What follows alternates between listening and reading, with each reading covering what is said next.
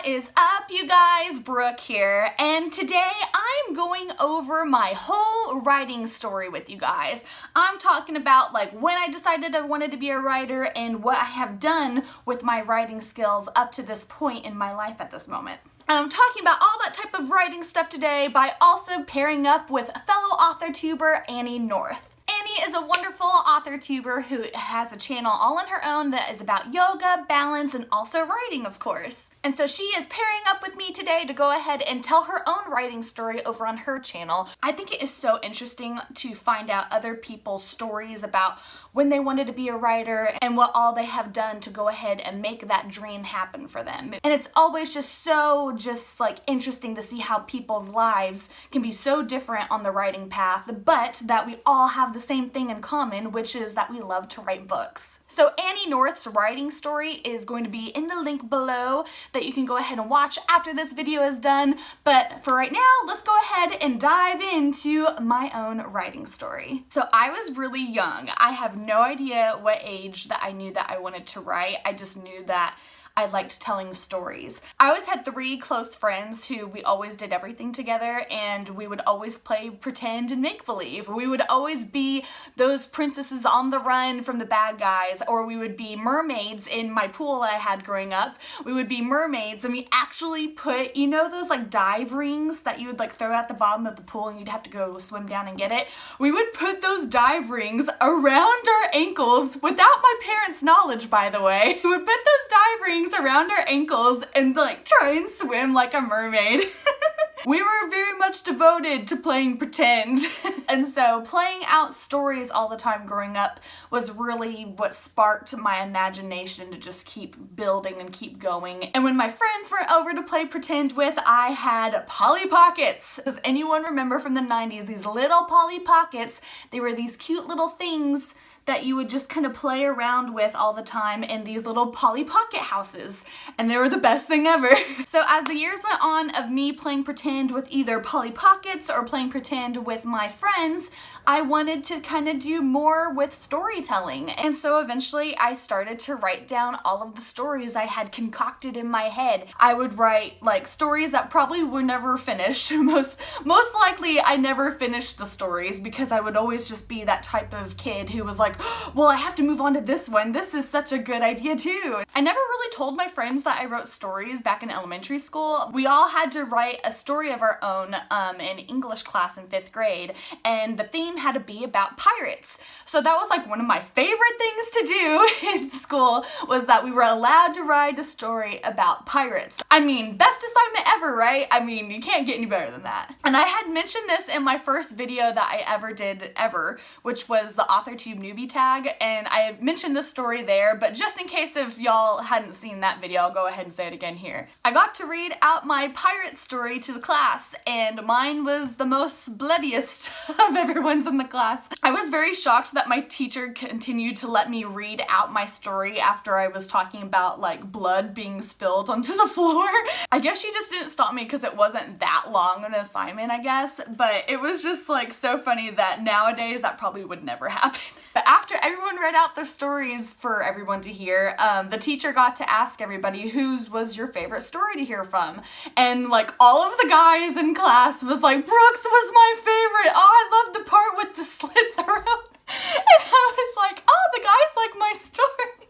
But yeah, that was like the first time that I got to like have my story be heard by multiple people. Like no one else read stuff that I had written before, so that was very fun. I did write a lot in high school and in junior high, but I didn't like write seriously at that time. It was just more so for fun, and I didn't take anything seriously. It was just me writing what I wanted to write, and it wasn't me knowing that I was going to publish anything. And then whenever it was my first year in college, there was a lot of people who were out of my life, lots of friends who had moved away. I was just going through a lot of different changes because, I mean, obviously going from high school to college, things change. And so I just remembered I was walking a lot through the woods behind my house. I just always liked walking with my dogs through there. And I had lots of creativity just spark in my head by exploring the woods with my dogs and everything. So I just loved going through there, and by walking through the woods all the time, I started getting a lot of ideas I could have put toward a book. And then around the first year in college was the year that I think that was the first time I had ever watched the movie Gone with the Wind. And I love the movie Gone with the Wind. I don't know why. It just struck a chord with me. Like, I still don't know why, like, it's just made such an impact on me. I just have always just absolutely adored that movie. And so I watched Gone with the Wind all the time during that year in college, and I was walking through the woods all the time during that year. And so I kind of merged the two ideas together to where I was like, you know what? I'm kind of wanting to do a book about time travel that takes place in the Civil War, which was with Gone with the Wind inspiration, and I want to do the time travel book wrapped around a setting of woods. So I wrote that story, and it took me quite a bit of time to go ahead and finish it. It probably took me 2.5 years, I want to say. I had done the whole querying process, and I had tried looking for agents and everything, and I think I got a nibble on one where they asked to see the first 3 chapters of my manuscript. And of course, after they read the first 3 chapters, they just said that they wanted to go into another direction, which was fine by me. Then I started to try and research other things that I could do to get my book out there. And that was whenever the whole Amanda Hawking self-publishing thing started to be a thing. And I just saw that her books became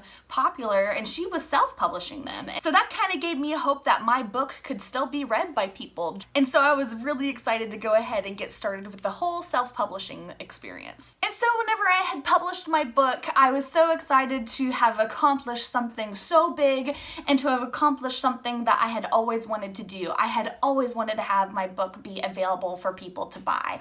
So that was just amazing, and I was thrilled. But I did not know what I was doing. Everyone knows that you're not going to have your book be found if no one knows it exists.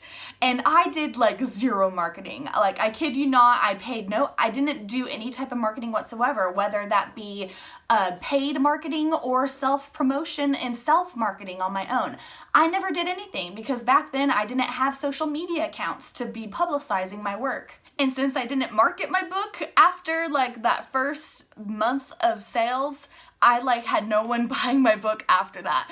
And so I just kind of stopped writing for a little bit because I was like, oh, what's the point? No one's gonna read the books I write anyway. But that was my fault because it was on me to market that book, and I didn't do it. During the ages of whenever I was 21 to 24, I was a dental assistant and I got burned out. I wanted to go back to school and I wanted to do 2 more semesters of classes in order to get the next level up that I needed to go about getting another type of job. And while I was going to school and taking classes, I actually got a part-time job at a small publishing house in my hometown. Working there at the small publishing house, I wrote press releases and I also would revise people's works, and so I had like so much fun doing that, and it really, I felt like, upped my writing game so much, and I learned a whole lot from that experience. And then after I finished my college classes, then I got to settle down into the job I have now, which is working at a CPA office. And if you guys don't know what a CPA office is, it's pretty much an accounting office. I am not an accountant by any means. I handle more so accounts receivable and more office type of duties. And since I started to work full-time again, my writing started to kind of go down and I wasn't writing as much. But even though I wasn't writing very much, I had discovered something that would change everything for me. I had discovered AuthorTube. I discovered AuthorTube and everyone on there who was promoting themselves as authors and were promoting their books. I just felt like, yes, this is exactly what I'm interested in, and this was just everything for me. I loved watching AuthorTube videos. I wanted to be an AuthorTuber. That is what I wanted to do for years, and I never went ahead and did it because I was just scared because I hadn't written anything in a while and I just wasn't wanting to take that scary step of becoming becoming an official authortuber. And then the summer of 2017, I started to write a book that I knew I wanted to self-publish someday.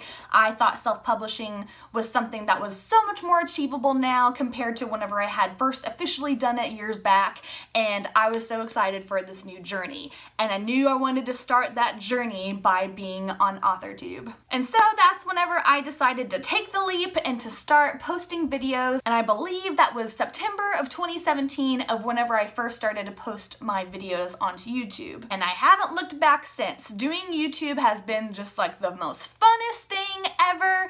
Is most funnest? Does that make sense? Most funnest? I don't know, but it was just most funnest.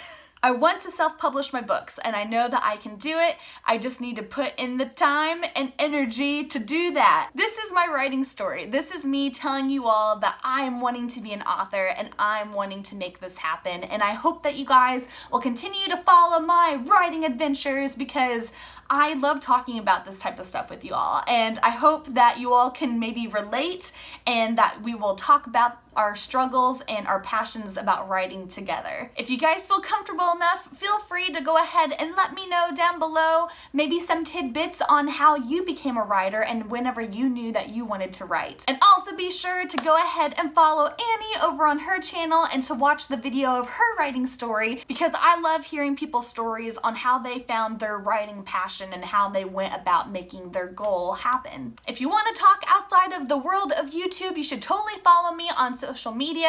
I'm on Twitter, Instagram, trying to be more Snapchatty, and I'm trying to post more onto my Facebook page. So yeah, you should totally follow me so that way we can talk all about the writing stuff. And thank you all so much for stopping by today, and I will see you next time.